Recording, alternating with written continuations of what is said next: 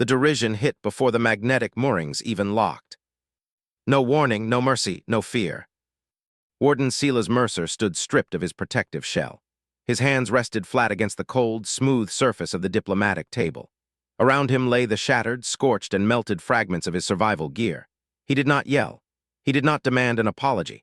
He simply locked his whirring silver eye onto the shimmering gold scales of Archpreceptor Valok. The alien dignitary froze. His bioluminescent skin flickered from arrogant gold to a pale, sickly yellow.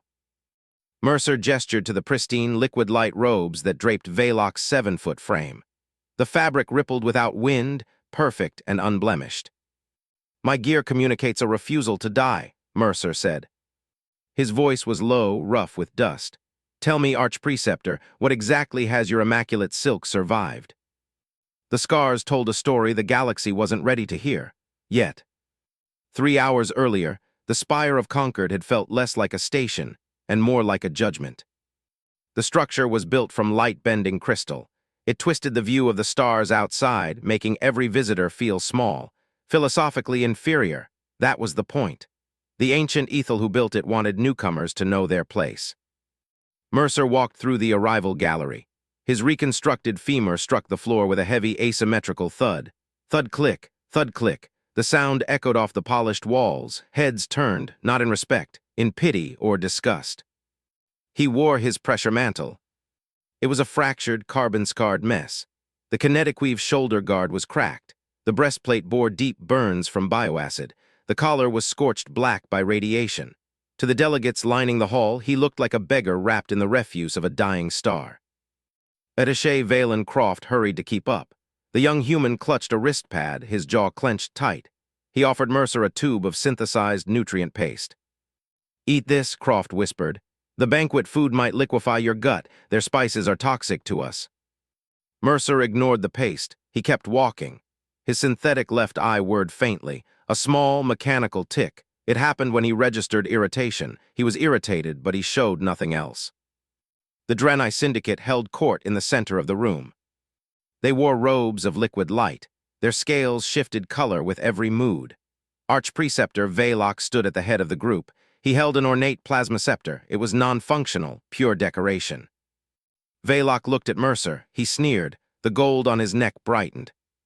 "They told us the Solarians lacked resources," Valok said. His voice was smooth like oil. "But this borders on destitution." Laughter rippled through the crowd. The Valerian watchers observed with unblinking, multifaceted eyes. The Zarian Trade Guild calculated the political cost of every breath. No one helped Mercer. No one spoke for him. Mercer stopped. He adjusted his stance. The pain in his leg was a constant companion. He welcomed it. It kept him sharp. He was not here to make friends. He was here to claim a seat, and the Draenei intended to stop him. The debate chamber was circular. The ceiling opened to the void. Stars wheeled overhead, cold and distant. Prime Arbiter Solon floated above the central dais. The Ethel moderator was translucent. His voice came in overlapping harmonies, disorienting to human ears. "The matter of deep space mining lanes is open," Solon said. "The Solarian Vanguard requests equal access." Valok seized the floor. He did not wait for permission. He stepped forward, his robes flowing like water. "Equal access?" Valok laughed. It was a sharp, brittle sound. "Look at this representative. He wears rags. He walks with a limp. He brings a graveyard's worth of miracles to a room obsessed with polishing its own reflection." He pointed a long, scaled finger at Mercer. "We call him the Patchwork Paladin," Valok said. "His appearance proves humanity's inherent weakness. You cannot fund your own military. You scavenge trash. Why should we trust you with our stars?" The room went quiet. The insult hung in the air, heavy, toxic. Mercer did not flinch. He looked at Valok, then he looked at the table. He reached up. His fingers found the clasp of his kinetic weave shoulder guard. The metal was cold, scarred. With a sharp click, he unclasped it. He slammed the shoulder guard onto the crystalline desk.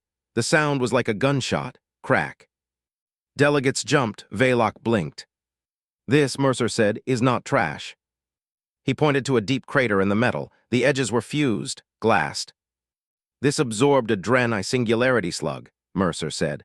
On the survey ship Horizon, your people called it a navigational hazard, a mistake. He leaned forward, his silver I word louder now. It was not a mistake, it was a test. You fired a weapon that vaporizes matter. I caught it with my body. Velok's scales dimmed, just slightly, a flicker of uncertainty. That ship was lost, Velok said. A tragedy. I survived, Mercer said. The slug hit me here. He tapped the scarred metal. It burned through 3 layers of weave. It stopped on my skin. I did not die. I kept walking. Silence stretched, thin, tense. Mercer reached for the next piece, the breastplate.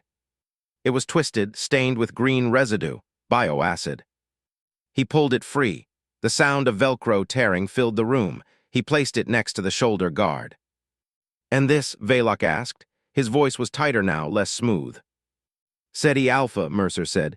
Golgothan Trench Stalker ambush. The Valerian watchers shifted. Their multifaceted eyes dilated, primal recognition. They knew the name.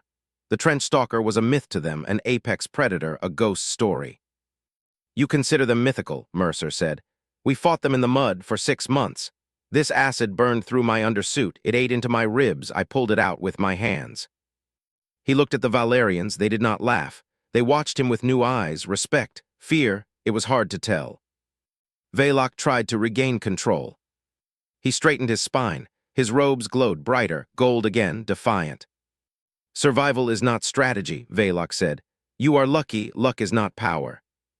Mercer ignored him. He reached for the final piece, the collar. It was black, scorched, fused to the fabric beneath. He paused. This was the mundane beat, the calm before the storm. He adjusted his synthetic eye, a small, routine motion, clickwhir. He cleared his throat. Then he lifted the collar. He placed it on the table. The radiation marks were still active. A faint Geiger counter ticked from his wrist pad. Tick, tick, tick. Orion Stellar Forge, Mercer said.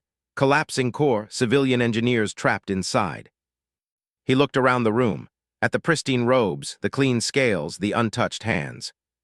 I dove in, Mercer said. The radiation fused this collar to my flesh. I could not take it off. I carried 3 engineers out. 2 lived, 1 did not. He touched his neck. The skin there was rough, burned, permanent. I did not do it for glory, Mercer said. I did it because they were there, and I was the only one who could. The mocking laughter was gone. The room was still. The air felt heavy, charged. Velok looked at the pile of scars, shoulder guard, breastplate, collar. He looked at Mercer, really looked at him. For the first time he saw not a beggar, but a survivor.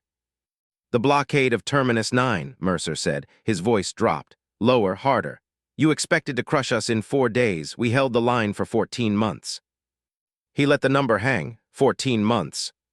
Against a fleet 10 times their size. We swallowed the ashes, Mercer said, and we kept walking.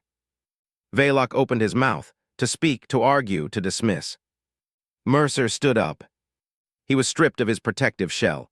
His dark synthetic undersuit was exposed, thin, vulnerable, but his posture was iron. He rested his hands on the table, surrounded by the shattered fragments of his history. He locked his silver eye onto Velok's gold scales.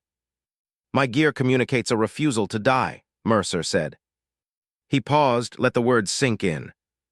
Tell me, Archpreceptor, what exactly has your immaculate silk survived? He stood, he spoke, he waited. The silence was absolute. No one breathed, no one moved. Velok's scales shifted, from gold to yellow, then to a dull, bruised purple, fear. He looked at his robes, perfect, untouched, empty. He had no answer. Prime Arbiter Solon descended. The overlapping harmonies of his voice were soft, gentle. The Solarian seat is validated, Solon said, permanently. The Zarian Trade Guild nodded, one by one. They aligned with Mercer's mining proposal. The power shift was undeniable. A junior Valerian watcher stepped forward. It bowed its head. What is your philosophy? It asked. Its voice was a chirp, soft, curious. Mercer looked at the young alien. He saw the innocence, the lack of scars. We do not forget, Mercer said. Every catastrophe is a lesson, every scar is a calculation. We learn, we adapt, we endure. He picked up his gear, piece by piece, the shoulder guard, the breastplate, the collar. He did not put them on. He carried them like relics, like proof. Veloc turned away, he walked out. His robes trailed behind him. Limp, defeated, he was not harmed, but he was broken. His authority was gone, stripped away by the truth of blood and bone. An adjunct from the Draenei delegation approached the archive terminal. He typed quickly, quietly. A correction appeared on the public screen. The attack on the survey ship Horizon was an unauthorized strike. Responsibility lies with Archpreceptor Veloc. It was small, hidden, but it was there. Mercer watched it. He did not smile. He did gloat. He turned to leave. His femur thudded against the floor. Thud-click, thud-click. The universe remained utterly indifferent. The stars wheeled overhead, cold, distant. Which was precisely why he had to be ready for the next descent. They saw a ledger of atrocities that a human had stubbornly refused to die from. Mercer walked into the corridor. The light bent around him. He did not look back. The door slid shut.